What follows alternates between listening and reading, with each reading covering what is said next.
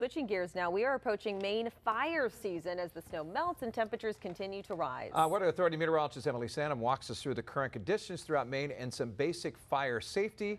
And hey, we're in for a nice day today. It's dry for a change. Yeah, you know it is, and we are at that point of the year where a lot of people are getting outside more. Bonfires are happening, grilling, things like that. So Maine wildfire season actually begins in late March, so we're approaching it. We're in the second to last week, really, or even the last 2 weeks, I should say. So we are approaching it. It goes all the way through late November. So right now, the current fire risk, it is pretty low on our graphics right here. There's the green on your screen. It is low for today, but it's something to just keep an eye on. You know that it does start in the next couple of days. Here's the current drought monitor, which is why I'm talking about this. We are still in a moderate drought for coastal and southern Maine. That's the tan on your screen. Majority of New Hampshire still in a moderate drought.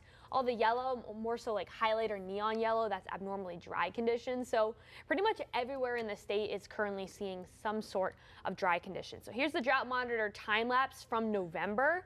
And we've really been in a moderate drought along the coastline in southern Maine since probably before November. You know, this past fall, we did see a lot of drought conditions.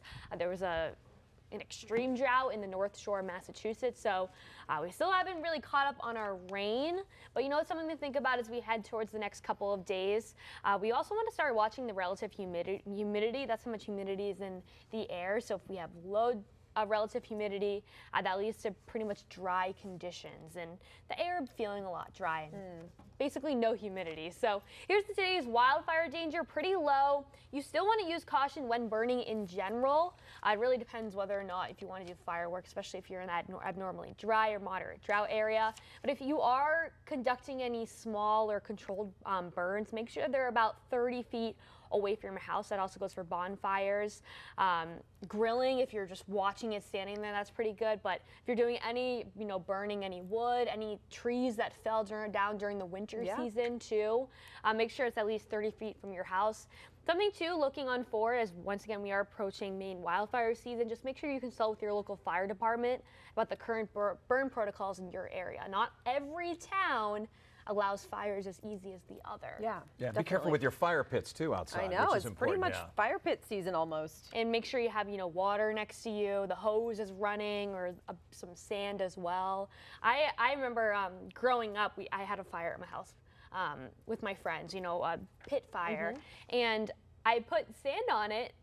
And I went inside and it was out, and then looking out my window, it was burning again. Wow, so just make sure you actually have those fires out, because my dad was very concerned when he didn't think I put the fire out, but I did. But you know what? It can come back like that if you don't do that especially properly. if the wind's whipping around. Exactly, yep.